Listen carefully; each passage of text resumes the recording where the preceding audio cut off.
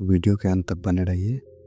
विराट की वाणी, बोलने की असली ताकत। विराट का डर। अध्याय 1। विराट एक 18 साल का लड़का था जो मुंबई की तंग गलियों में रहता था।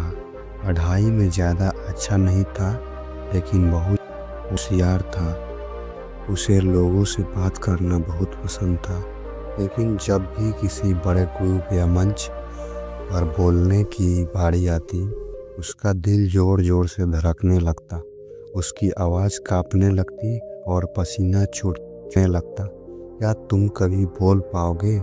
लोग मजाक उड़ाते। विराट का दिल टूट जाता, लेकिन उसने अपनी सपने को छोड़ने के नाम नहीं लिया।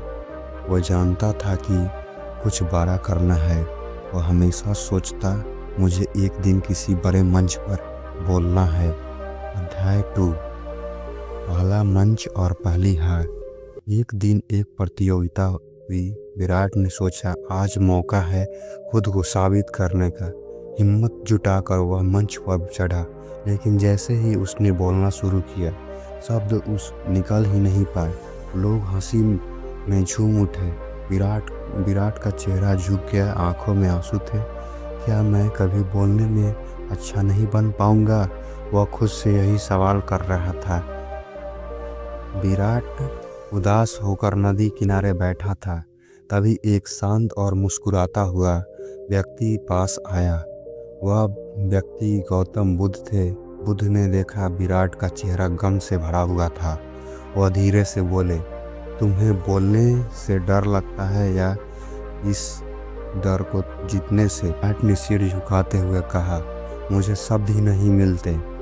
गौतम बुद्ध मुस्कुराए और बोले, सब तुम्हारे भीतर पहले से ही है, बस उन्हें बाहर लाने के लिए तुम्हें शांति और आत्मविश्वास की ज़रूरत है। फिर बुद्ध ने विराट को 3 बहुत साधारण तरीका बताया। पहला तरीका था, मौन में शक्ति है। खुद से बातें करना सीखो ताकि शब्द दिल से निकले। नंबर 2, आत्मविश्वास का अभ्यास। खुद को रोज अच्छे शब्दों से मोटिवेट करो। नंबर 3, सांस पर ध्यान दो। जब भी घबराओ, गहरी सांस लो, इससे डर कम होता है। विराट ने बुद्ध की बातों को ध्यान से सुना और उन्हें अपनाना शुरू किया। उसने खुद से बातें करनी शुरू की, खुद को अच्छे शब्दों से मोटिवेट किया और हर बार बोलने से पहले गहरी सांस ली। अब जब वह बोलता था, उसकी आवाज़ में विश्वास और सहजता थी। एक दिन नगर निगम का एक बड़ा नेता सभा कर रहा था। विराट ने सोच लिया कि इस बार वह अपने डर को पीछे छोड़ देगा और बोलने की कोशिश करेगा। उसने सामने खड़े लोगों से कहा, बोलने की असली ताकत शब्दों में नहीं बल्कि आत्मविश्वास में है। उसकी बातों ने सबका दिल छू लिया। लोग तालियां बजाने लगे। वही लोग जो उसे चिढ़ाते थे अब उसकी तारीफ करने लगे। विराट को महसूस हुआ कि जो उसने सीखा वह दूसरे को भी सिखा सकता है। उसने गौतम बुद्ध की बातें याद रखी और एक स्कूल खोला। स्कूल का नाम था बोलो बेधड़क। वह बच्चे को सिखाने लगा कि डर के बिना इस कैसे बोल सकते हैं। अब जो लोग पहले बोलने से घबराते थे, वो भी आत्मविश्वास से अपनी बात रख पाते थे।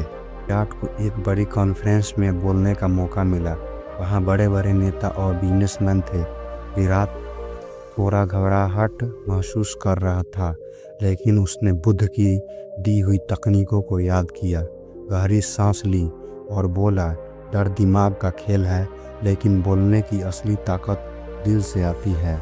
उसकी बातों ने हॉल में गूंज मचा दी और सबने तालियां बजाई। अब विराट पूरे देश में बोलने की कला सिखाता था। उसकी कक्षाओं में लोग मजे करते हुए डर को जीतने की तरीके सिखाते थे। चाहे वह छोटा बच्चा हो या बड़ा बिजनेसमैन, तकनीकों से बोलने में आत्मविश्वास पाया। इस कहानी से आपको क्या सीखने को मिलती है, ये आपको बताते हैं।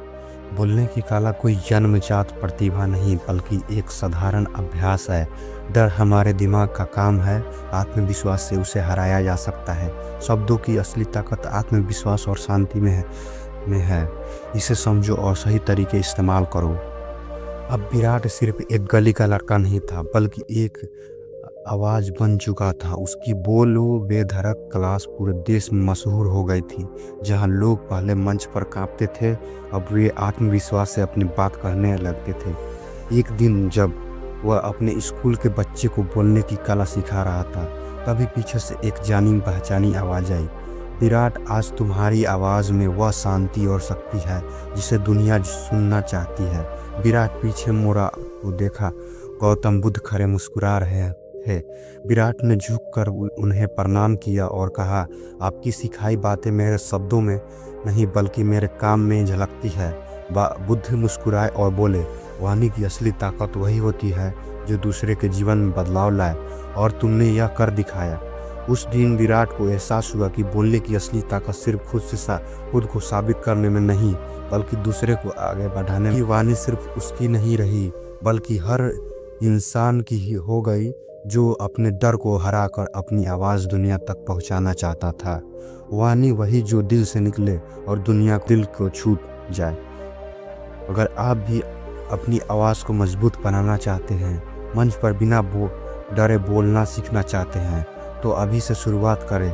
पहला कदम आपको उठाना पड़ेगा कि रोज़ शीशे के सामने खड़े होकर बोलना शुरू कर दे। दूसरा कदम आपको उठाना पड़ेगा, गहरी सांस, बोलने से पहले गहरी सांस ले और अपने शब्दों में आत्मविश्वास लाए। तीसरा कदम आपको उठाना पड़ेगा कि बिना झिझक अपनी बात दूसरे के सामने रखे।